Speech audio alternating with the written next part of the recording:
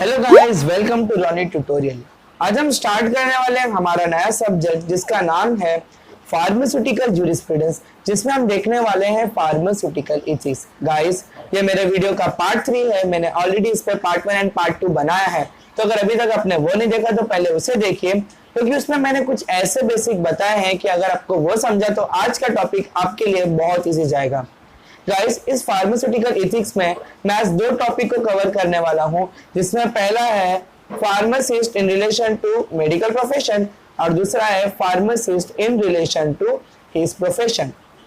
Guys, मैं इस topic को थोड़ा समझाता हूं, क्योंकि अगर आपको मैंने इसका टॉपिक का टाइटल से ही अगर मैंने समझा दिया तो आपको अंदर का कंटेंट ऑटोमेटिकली समझ जाएगा।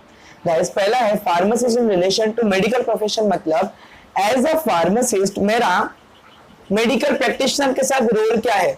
मेडिकल प्रैक्टिशनर, मेडिकल प्रोफेशनल कौन? डॉक्टर्स। मतलब पहला टॉपिक में हम देखने वाले हैं, एथिक्स हमें सिखाने वाला है कि एज अ फार्मासिस्ट आपका डॉक्टर के साथ क्या रोल है, और दूसरा है pharmacist in relation to his profession. As a pharmacist आपका क्या रोल है, आज हम देखने वाले हैं। चलो वीडियो को स्टार्ट करते। तो गाइस, अब हम देखते हैं pharmacist in relation to medical profession. मैंने समझाया, फिर से समझाता हूं कि इस टॉपिक का मतलब है एज अ फार्मासिस्ट आपका मेडिकल प्रोफेशन में क्या रोल है, आपका क्या काम है, ये आपको एथिक्स सिखाती है। चलो पहला पॉइंट देखते हैं। A pharmacist under no circumstances should practise medicines, that is diagnosing disease and prescribing medicine. However, in case of accident or emergencies he may render first aid service। Guys, इसका मतलब मैं समझाता हूँ। As a pharmacist under no circumstances, circumstances का मतलब होता है हालात, परिस्थिति। मतलब कोई भी परिस्थिति आने दो, आपको डायग्नोसिंग डिसीज मतलब आपको किसी भी बीमारी को जांचना भी नहीं है और उसको देखकर दवाई भी देना नहीं है। मतलब एज अ फार्मासिस्ट एथिक्स आपको एक, मतलब फार्मासिस्ट हो, प्रोफेशनल हो, आपको मेडिसिन की जानकारी है, बट कहीं ना कहीं आपका भी एक लिमिट है। तो फर्स्ट पॉइंट इतने बड़े को मैं आराम से समझाता हूँ। मतलब क्या होता है, एज अ फार्मासिस्ट अगर आपके पास कोई पेशेंट आता है तो आप उसको देखकर डॉक्टर की तरह जांच के उसे दवाई नहीं दे सकते। कुछ भी कंडीशन होने दो, आप नहीं दे सकते। पर आगे क्या बोला है, however in case of accident और इमरजेंसी। पर कभी कभी ऐसा होता है कि कोई पेशेंट आपके पास आ जाता है जिसका एक्सीडेंट हो गया है, इमरजेंसी में नीड है, तो आप क्या कर सकते हो, ही में रेंडर फर्स्ट एड सर्विस। आप सिर्फ फर्स्ट एड सर्विस दे सकते हैं। फर्स्ट एड सर्विस के बाद अब ये नहीं बोलना कि आप मेरे पास कल फिर से, जैसा डॉक्टर बोलता है, ना, आपका काम सिर्फ इतना है, दवाई देना।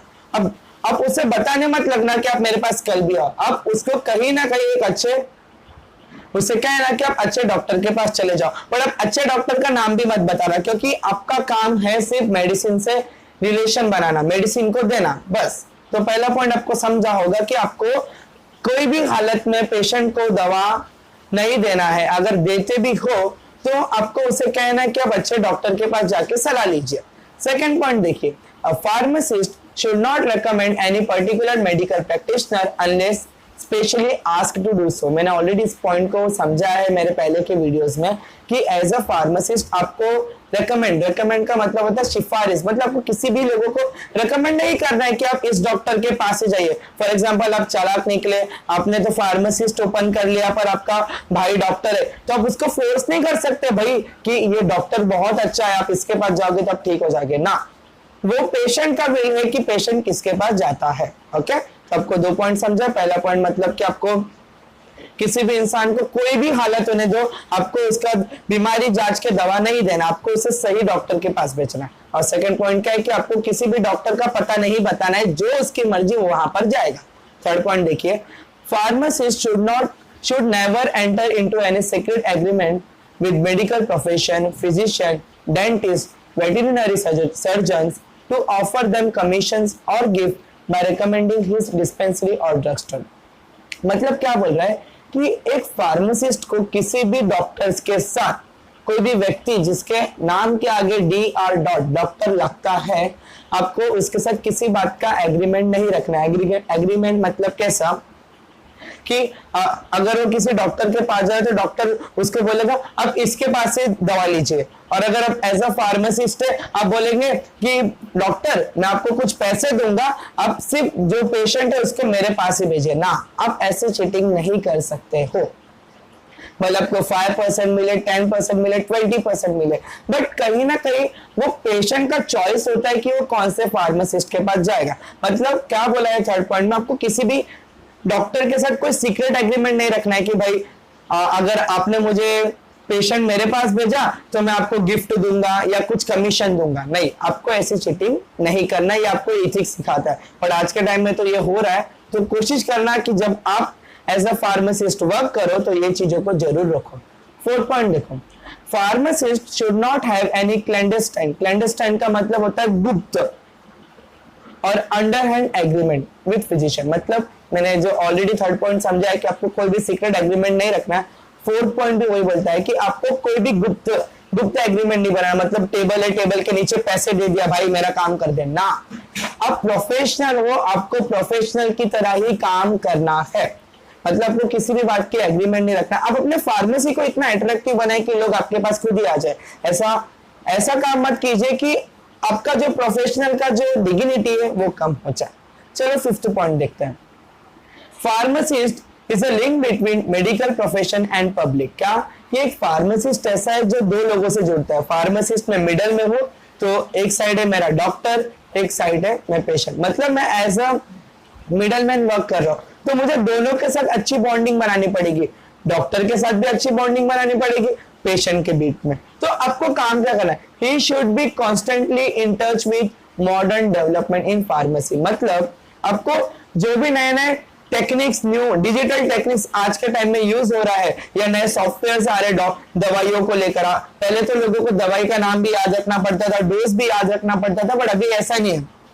आजकल ऐसे सॉफ्टवेयर आ चुके हैं मार्केट में जहां पर अगर आपने दवा का नाम डाला तो आपको पूरा डिटेल आ जाता है। तो वो क्या बताने की कोशिश कर रहा है फिफ्थ पॉइंट में कि आपका कनेक्शन डॉक्टर और पेशेंट दोनों के साथ है, तो आपको इन दोनों के साथ अच्छा कॉन्टेक्ट बनाना बहुत जरूरी है। सिक्स्थ पॉइंट है, he should be expert in the field of pharmacy so that he may advise the physician or pharmaceutical matters.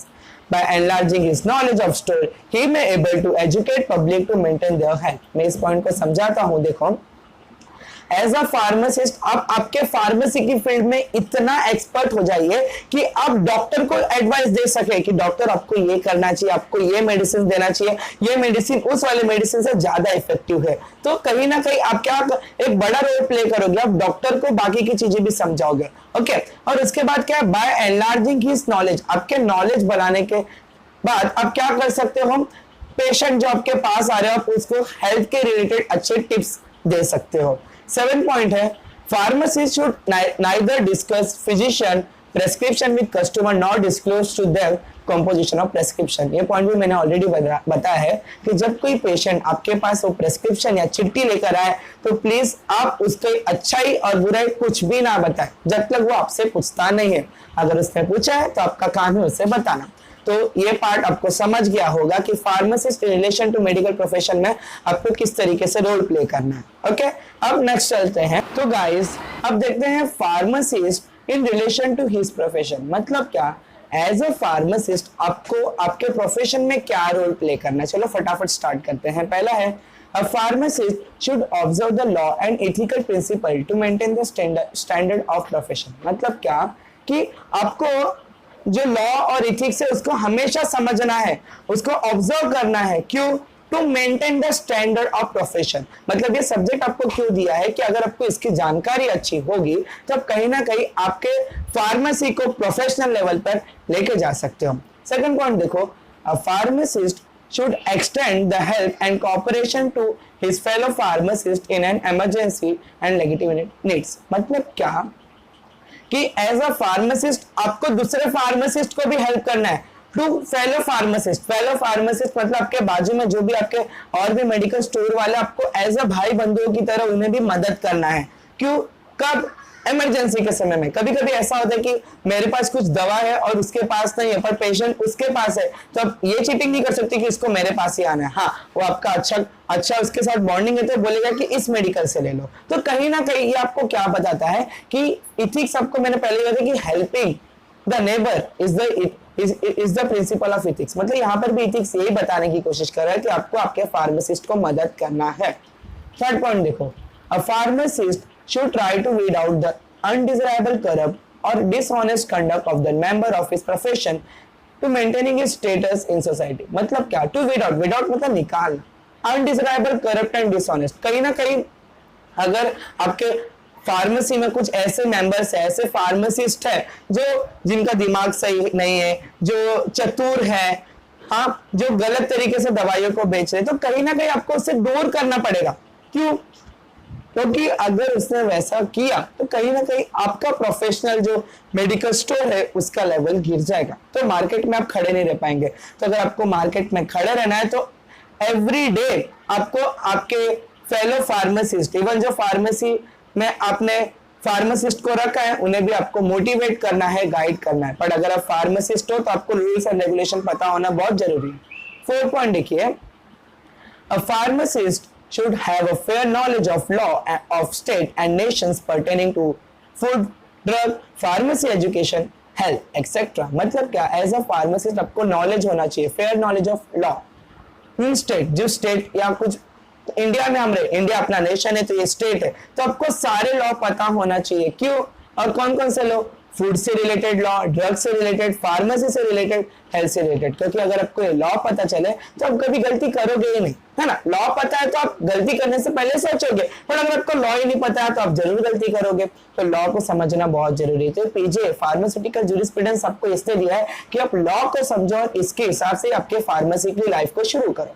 Fifth point देखो, a pharmacist should have an up-to-date knowledge of professional matters। एक pharmacist को up-to-date knowledge, मतलब अभी corona है तो इस corona में कौन कौन से मेडिसिन वगैरह लगे, वो सारे नॉलेज उसे पता होना चाहिए।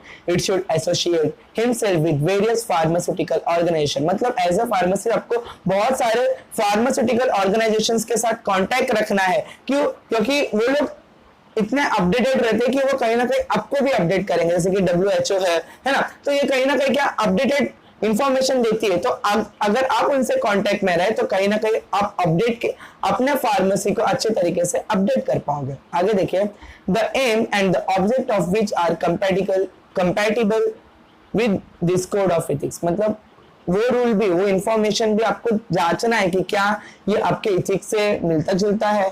अगर इथिक्स के हिसाब से है तो आपको उसे फॉलो करना है, अगर नहीं है तो प्लीज आप उसे फॉलो ना करिए। लास्ट पॉइंट देखिए, a pharmacist should not perform such act which will bring discredit to his profession or to himself। Pharmacist कुछ ऐसी गलती ना करे जिसके वजह से उसका जो आमदनी है, फार्मेसी से जो पैसे आ रहे हैं वो लेवल भी कम हो जाए। मतलब पहले लाखों आते थे, अभी सिर्फ हजारों आ रहे हैं। तो आपको कुछ ऐसी गलती नहीं करना है। गलती मींस कैसे हो सकती है, देखिए, अब कभी आपको बोला है कि ये दवाई नहीं बेचना है, फिर भी आप बेच रहे हो।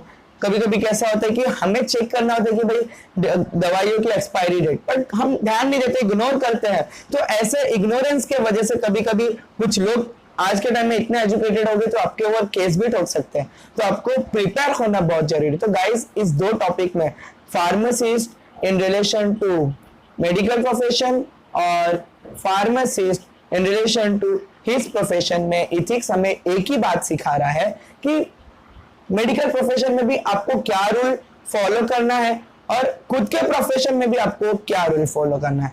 होप सो गाइस, ये जितना भी पार्ट मैंने आपको समझा, आपको बहुत अच्छे से समझा होगा। और गाइस, ये जो भी दोनों मैंने टॉपिक कवर किया ना, ये इंपॉर्टेंट पार्ट है, क्योंकि इंपॉर्टेंट क्वेश्चंस भी मैं बोलूंगा तो इसी टॉपिक पे आते हैं। तो ट्राई कीजिए इस टॉपिक को, जो मैंने जितने भी लिखे हैं मैंने पॉइंट्स, ये पॉइंट्स कहीं ना कहीं मैंने मॉडल से लिया है। तो मॉडल आंसर को आपको पढ़ने की जरूरत नहीं अगर आपने इसे समझ लिया। तो आज के लिए ये सेशन को कंप्लीट करते हैं। Thank you.